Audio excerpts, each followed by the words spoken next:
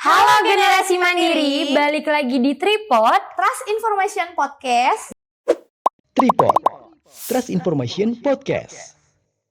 dengan aku Raya. Dan aku Ica. Kali ini kita akan berbincang-bincang dengan dosen berprestasi yang ada di Universitas Nusa Mandiri nih Kak Ica. Betul. Nah, pasti teman-teman Generasi Mandiri di rumah pasti penasaran apa sih emang prestasinya? Nah, langsung aja kita ngobrol dengan orangnya langsung. Halo Pak Johan. Halo Kak Ica, Kak Rai. Gimana, sehat Pak? Alhamdulillah Oke. sehat. Oke. Jadi bisa nih Pak kita tanya-tanya apa sih Iya, prestasi? bisa langsung Termasuk kita tanya di nih sini. Pak. Kita Bisa penasaran. langsung todong nih kita Pak. Iya. Boleh. Boleh. Oke. Pak Johan, sebelumnya kan kita udah ada episode kita ngobrol-ngobrol nih ya. Dan lanjut ke episode sekarang. Perjalanan Bapak kan lumayan unik nih ya, dari dunia perbankan sampai dengan dunia pendidikan, yaitu Bapak sekarang menjadi dosen. Betul. Bisa diceritain gak sih Pak pengalaman Bapak secara singkat? Oke, ya seperti yang sebelumnya kita sudah pernah melakukan podcast ya, dimana ya memang perjalanan saya awal adalah bekerja sebagai seorang bankir ya, selama 7 tahun ya. Dari hal tersebut memberikan ya berbagai macam pengalaman ya, terutama di praktisi perbankan itu sendiri yang memang ingin diimplementasikan secara lebih luas melalui pengalaman pembelajaran yang lebih berdampak ya kepada masyarakat ataupun mahasiswa, khususnya yang ada di Universitas Nusa Mandiri itu sendiri. Itu sih. Nah, dari situ ya akan memberikan refleksi dan juga sebagai dasar dalam mengembangkan ilmu pengetahuan, serta juga dasar bagaimana mahasiswa tersebut yang nantinya menghadapi tantangan di dunia kerja itu sendiri. Oke. Perjalanan karir yang benar-benar unik ya. Ya, lumayan rumit juga ya, dari Oke. dunia perbankan sampai ke dunia pendidikan, itu loncatnya jauh banget Kak Ica. Betul. Nah, apa sih Pak yang membuat Bapak akhirnya tuh memilih untuk terjun ke dunia pendidikan? Ya, sebenarnya kenapa saya beralih ke dunia pendidikan ya, karena pertama ya dari panggilan jiwa itu sendiri ya, ada Naluri lah jadi ya. dosen Iya, naluri. terpanggil. betul ya, panggilan jiwa ya, bahwa ya saya ingin memberikan dampak tadi ya, dampak yang lebih luas kepada masyarakat. Kemudian ya memang saya memang awal mulanya itu bercita-cita sebagai seorang pendidik ya kan. Oke. Jadi memang ya saya memutuskan untuk terjun di dunia pendidikan karena hal tersebut ya. Selain itu ya tadi seperti yang sudah saya singgung, ingin merefleksikan diri saya, pengalaman saya yang sudah saya dapatkan kurang lebih 10 tahun di praktis itu sendiri ya, untuk ya ditanamkan ataupun memberikan pengalaman kepada mahasiswa itu sendiri, sehingga ya kedepannya siap secara baik teori, materi ataupun secara praktis itu sendiri ya, untuk menghadapi dunia pekerjaan ataupun dunia kerja nantinya. Tadi kan kita udah ngebahas Bapak awalnya di dunia perbankan dan Betul. sekarang di dunia pendidikan. Menurut Bapak apa sih perbedaan mindset antara seorang praktisi atau profesional dan mahasiswa? Pasti kan ada yang kayak beda banget lah ya Betul. gitu. Betul. Ya, sebenarnya kalau dibilang perbedaan ya tidak cukup signifikan. Namun ya tadi seperti Kak Raya sampaikan bahwa ya perbedaan itu pasti ada. Ya, dalam ataupun bagi seorang praktisi itu kan biasanya berorientasi pada hasil di mana sebuah perusahaan ataupun sebuah usaha mempunyai target sendiri. Ya, bagaimana seorang profesional ataupun praktisi ini mencapai target-target yang ditentukan oleh perusahaan itu sendiri. Selain itu, bagi seorang profesional ataupun praktisi itu sendiri kan di sini adalah bertanggung jawab atas pekerjaan yang memang dia emban ataupun dia diberikan tanggung jawab itu sendiri ya, yang bertanggung jawab atas pekerjaan yang dia emban itu sendiri.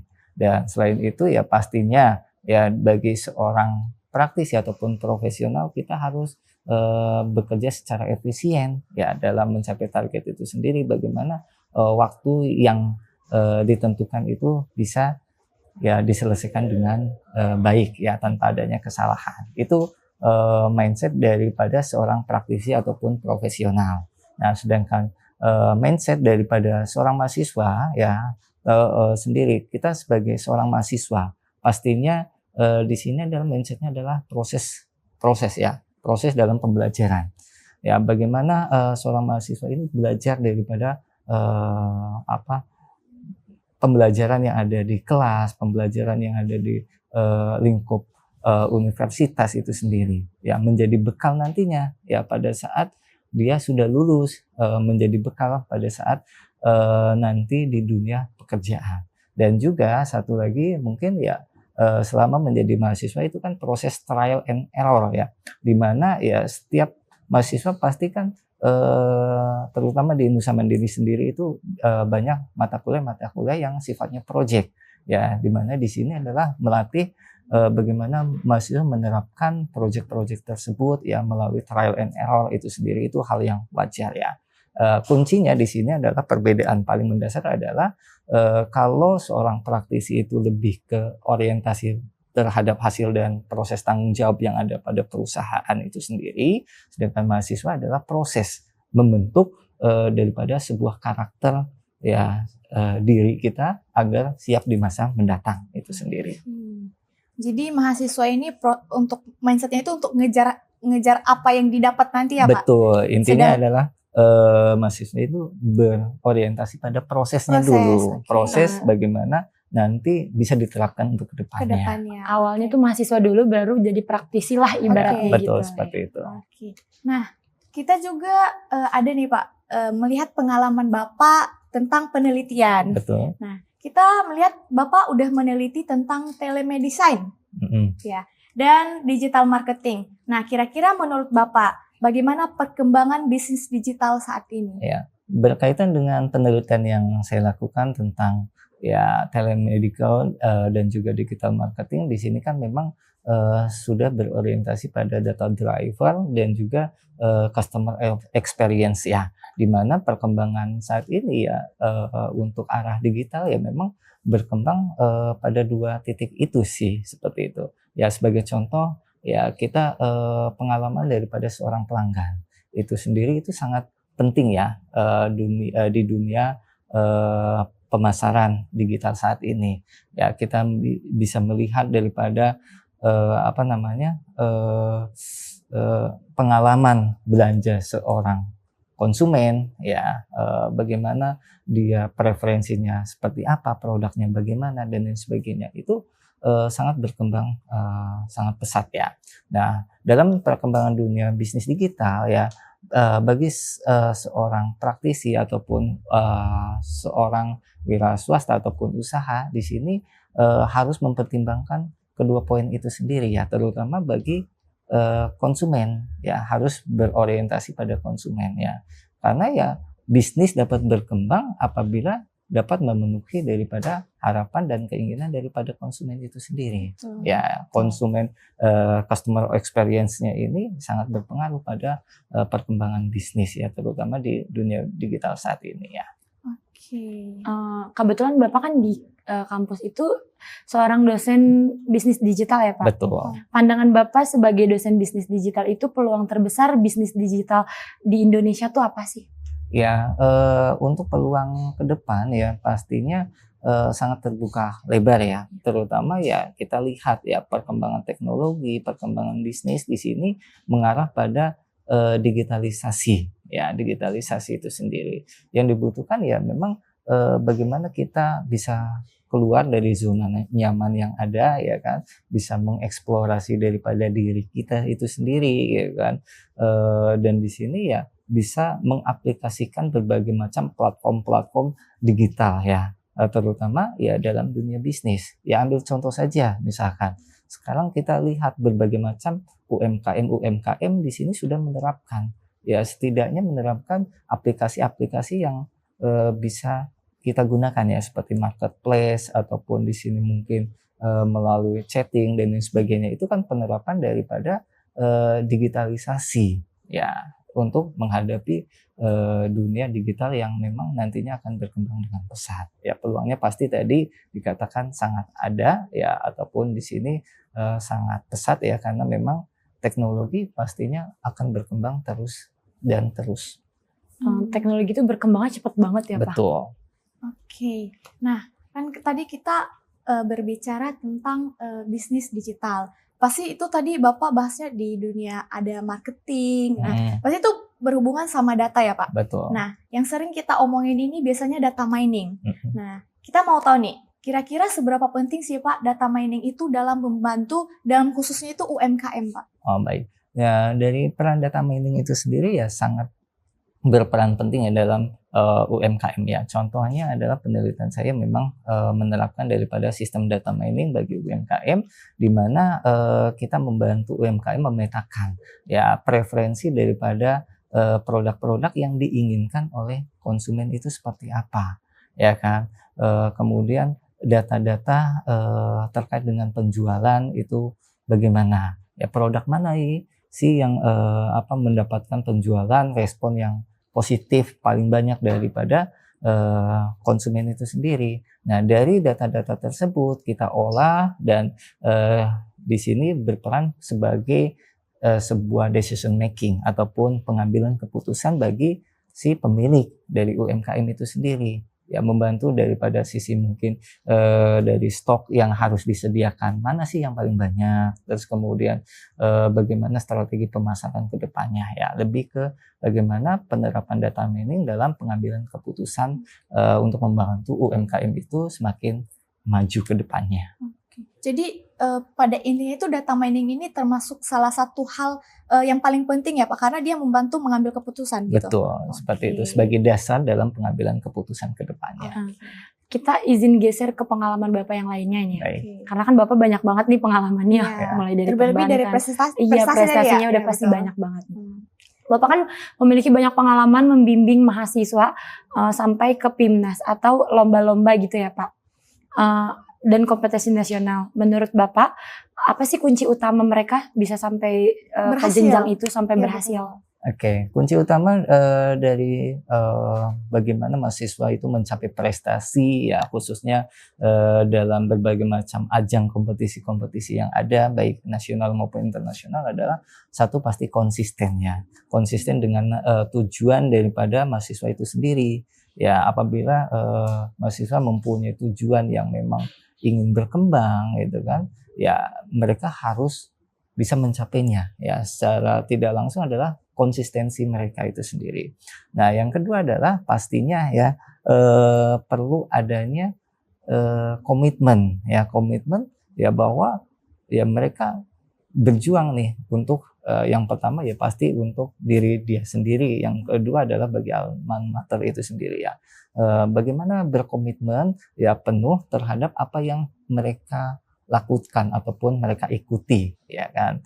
Nah, sebagai contoh di sini saya sedikit cerita bagaimana tim PKM ya yang saya bimbing dan saya dampingi sampai dengan masuk PIMNAS ini adalah dia membantu sebuah UMKM ya, UMKM yang memang dari sisi pemasaran digitalnya itu masih kurang melakukan pemasaran digital. Nah, dari sisi hal tersebut, nah berarti kan ada poin kuncinya ya. Poin kuncinya adalah bagaimana kita membantu orang lain, membantu masyarakat secara luas di sini ya untuk memasarkan produknya ya melalui digital marketer seperti itu. Ya. Yang kedua adalah saya ambil contoh dari kompetisi yang lainnya, yaitu kompetisi NASPO yang memang diadakan di UGM. Nah, alhamdulillah memang mendapatkan silver medal ya ataupun medali perak ya untuk kategori kewirausahaan. Nah, di sini di NASPO ini kita membahas terkait dengan bagaimana kita membuat sebuah platform e-commerce ya untuk mengurangi dampak sampah yang ada. Nah, dampak sampah sendiri kan di Indonesia kita lihat ya banyak TPU yang memang sudah kelebihan sampah ya sehingga tidak terkelola dengan baik. Nah, dari hal tersebut kita mempertemukan antara sebuah platform di sini ya menjadi platform jual beli ya untuk produk-produk daur ulang sampah. Ya, selain dari satu sisinya adalah kita membantu pengurangan sampah ya secara tidak langsung juga kita membantu perekonomian yang ada. Intinya apa? Dalam prestasi mahasiswa itu bukan hanya kita berorientasi pada wah saya pinginnya seperti apa, tetapi pada dampak yang diberikan kepada masyarakat itu sendiri. Itu poin kunci ya dalam ya pencapaian prestasi yang ada, baik itu PIMNAS tadi sampai dengan kompetisi nasional NASPO itu sendiri. Dan mungkin ya masih banyak juga prestasi yang lainnya, seperti saya juga mendampingi daripada mahasiswa-mahasiswa untuk di P2MW ya, program pembinaan wirausaha gitu kan. Itu juga membahas terkait dengan bagaimana solusi kita ya membangun sebuah usaha tapi berdampak dalam pengurangan sampah organik itu sendiri ya melalui produk turunan ya dari maggot itu sendiri. Oke. Oh berarti kuncinya itu harus Konsisten dan harus ngasih dampak yang jelas ya Pak. Betul ya. Karena kalau udah sekali ngerjain sesuatu harus jelas jalannya mau kemana biar hasilnya juga jelas. Ya. Nah itu tadi udah banyak banget ya Pak. Jadi kira-kira kedepannya ada rencana proyek apa lagi dengan mahasiswa? Yang Bapak akan garap jalankan bersama mahasiswa. Ya alhamdulillah untuk kedepannya ya saat ini kan juga memang program pembinaan wirausaha juga kan sudah dibuka, terus kemudian program kreativitas mahasiswa PKM juga sudah dibuka. Ya alhamdulillah di sini ada beberapa proyek yang memang kami sedang garap ya, terutama di sini adalah di PKM itu sendiri ya. Ada beberapa tema-tema yang kami usung ya, sudah kami usung ya berkaitan dengan kita membantu layanan kesehatan di sebuah posyandu, kemudian tadi juga ada pengurangan dampak sampah yang ada di masyarakat ya, khususnya di rumah tangga. Itu menjadi ya concern kita untuk proyek kita ya dalam ya nanti untuk melakukan kompetisi ke depannya. Dan alhamdulillah ya sampai dengan saat ini sudah kurang lebih 9 sampai dengan 10 proposal yang masuk untuk siap dikompetisikan secara nasional. Berarti pengalaman Bapak dalam membimbing mahasiswa itu udah lumayan banyak ya Pak ya? Ya, alhamdulillah. Nah, kita berdoa semoga yang akan dijalankan, sedang dijalankan, terlaksanakan dengan sesuai yang Bapak mau. Iya, gitu. Semoga hasilnya terbaik lah, Pak. Biar makin banyak prestasinya, Pak, gitu. Biar Bapak diundang podcast ke part selanjutnya lagi ya, Pak. Karena prestasi yang lebih wow. Yang baru lagi, terbaru. Mungkin gitu. next, Pak, untuk prestasinya udah internasional. Amin. Kita doakan ya, teman-teman. Jadi gitu, teman-teman generasi mandiri. Sebelum kita closingan, Bapak ada pesan-pesan untuk generasi mandiri yang nonton atau ada closing statement? Betul. Baik, mungkin bagi para mahasiswa dan mungkin generasi mandiri yang saat ini sedang menonton podcast kami, ya sedikit pesan ya, intinya adalah ya kita konsisten tadi ya, konsisten itu diperlukan ya untuk bagaimana kita mencapai tujuan itu sendiri ya. Kita harus menetapkan tujuan dengan jelas, kita inginnya seperti apa, kita pingin bagaimana dan lain sebagainya. Ya, yang kedua adalah ya pastinya ya namanya sebuah ilmu pengetahuan ya pasti berkembang dengan sangat cepat ya. Kita tidak ya maksudnya kita harus tetap belajar ya, tidak tetap berpuas diri ya, tidak berpuas diri dengan apa yang telah kita hasilkan gitu kan. Intinya kita harus tetap belajar dan belajar ya untuk mengembangkan potensi yang ada di dalam diri kita ya, sehingga ya tadi bisa ya terutama berdampak pada diri kita sendiri ya, bisa juga memberikan dampak kepada orang lain yang lebih luas gitu sendiri. Pokoknya pantang menyerah aja ya Pak. Betul. Sampai dapat hasil yang memuaskan. Betul. Lebih biar kayak Bapak aja ya Kak gitu. Iya, biar kayak Bapaknya banyak prestasi. Oke. Mungkin itu aja. Mungkin sekian aja dari kita berdua sebagai host dan Pak Johan sebagai narasumber untuk podcast kali ini ya. Oke, dan semoga apa yang kita obrolin kali ini dapat menjadi motivasi buat teman-teman generasi di luar sana. Oke, itu saja dan sampai jumpa di podcast berikutnya. Bye. Tripod Trust Information Podcast.